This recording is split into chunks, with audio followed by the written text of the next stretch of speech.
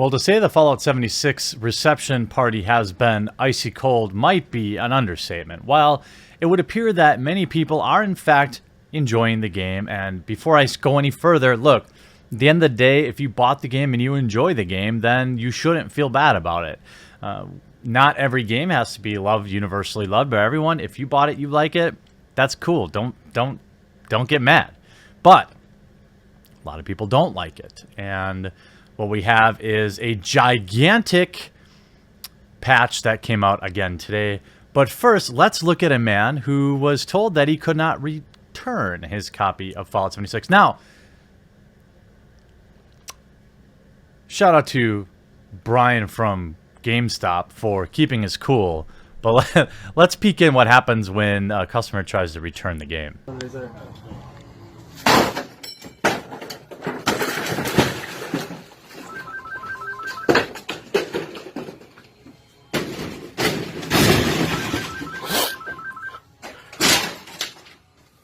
Thank you for calling GameStop. This is Brian. How can I help you? Now, I, in a lot of ways, sincerely hope that's fake, but it doesn't really appear to be fake. Now, the vertical video tells me maybe it wasn't, but from what I can tell from the story is the guy was trying to return Fallout 76, and it did not go well. Every piece of information I've found says that it is, in fact, about that, including some outlets reporting showing a customer attempting to get his money back on his newfound purchase of Fallout 76, though he doesn't disclose why. He apparently isn't too fond of the game's new online structure. At first, the manager is calm, explaining it's mainly due to policy. Apparently, the customer didn't have a receipt, meaning all he can do is trade in the store credit. At first, the customer lowly lets on that he's upset over the whole thing, then steps off camera for a quick second as another customer makes his way into the store, but then rage takes over. The customer begins trashing items in the store, starting with one small shelving unit, then charges a stack of digital cards, bringing down the whole stand. He then proceeded to the door before knocking down another case of games. Meanwhile, the manager, apparently named Brian, remains calm throughout the incident, but then answers the phone, and at the end of the video, as if nothing happened, but clearly this gamer rage taken to a whole new level. It's unknown if the customer is charged with the destruction of the GameStop property, but it's likely police will be investigating the matter. Meanwhile, social media talked up a storm about it. Now, first of all, this dude, as funny as it is to laugh at, I worked retail, and that guy working at GameStop for $8 an hour is going to have to clean that whole store up, which is bullshit. Then this other dude, there isn't anybody currently buying video games that doesn't know you can't return new games once you open them. It doesn't happen. Now, Steam has a return policy that people know about, but if you buy a game from GameStop, unless it's the first game you ever bought and you've never owned a game system ever before in your life, you know that you aren't returning that game for a full refund. It's just the way it goes. They can't sell it as new. Once you open it, that's the policy.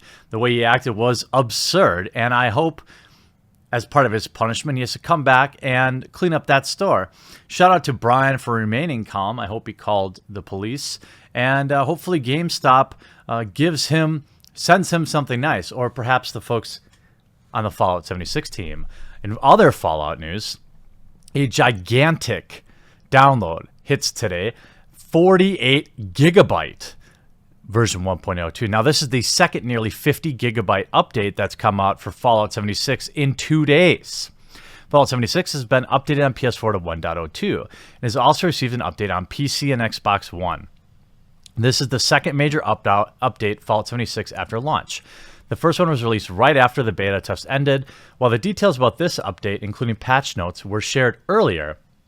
As for the download size of this update is roughly 48 gigabytes on PS4 and Xbox One. Cannot verify the size of PC version, but looking at the PS4 and Xbox One version, it is completely absurd to me that Bethesda is still giving users such large downloads as an update. We have taken this image from an Xbox One version, which shows the patch download size. And remember, not everyone has unlimited internet, by the way.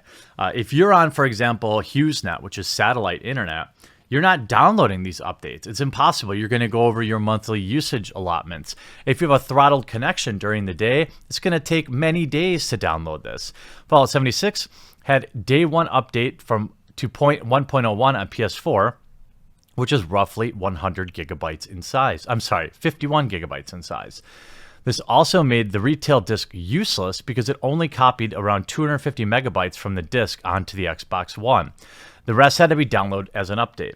Since this is an online-only game, the need to update the game before playing makes sense, since servers at least need the latest version of the game. What's not okay is how Bethesda Softworks is rolling out all of these updates. The second update is almost 48 gigabytes, which is unacceptable.